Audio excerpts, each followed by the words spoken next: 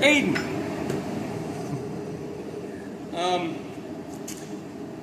This is not your fault. This is my fault. I made assumptions. I'm going to show this.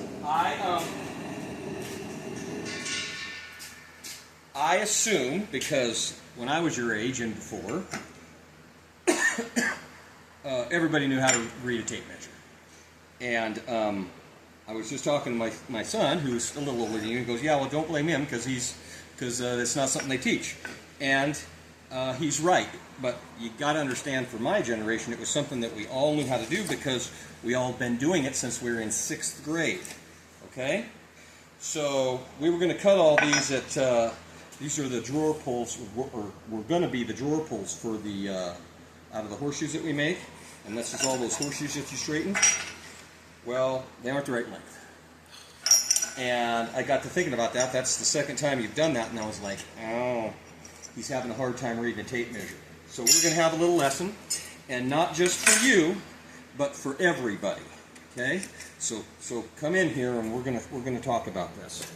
So most all American tape measures are broken down into 1/8 of an inch or 1/16 of an inch. This one's broke down into 1/16 of an inch. So every one of the little marks between the numbers is 1/16 of an inch. So it takes 16 of them to make up an inch. So what's half a 16? 8. So 8/16 is a half an inch. Okay? These are the sticks that I have made for using in the blacksmith shop. You notice that mine don't have any of the rest of the marks because it's too much trouble to put hash marks on those when I make these. So mine are broke into 1/2 inch. So what you know is half of half an inch is 1/4 of an inch. Right? There's 4 quarters equals 1 full inch. All right? So this one's broke into 1/16 of an inch. These are broke into 1/2 inches. So when I say I need 3 3/8, the longest line is 1/2 inch. The next shortest line is 1/4 inch.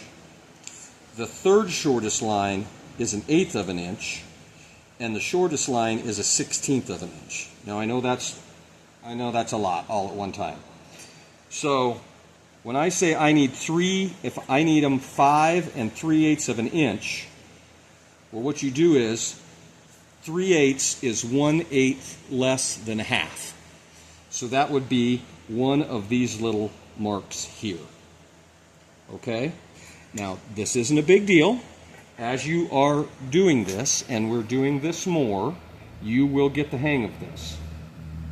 But for now, what we're going to do is we're going to make a story stick. Okay? Because there's 3 things that we use in this shop that are 3 different lengths all the time. The drawer pulls are always 5 3/8 long. The hooks that we put on the bottom of the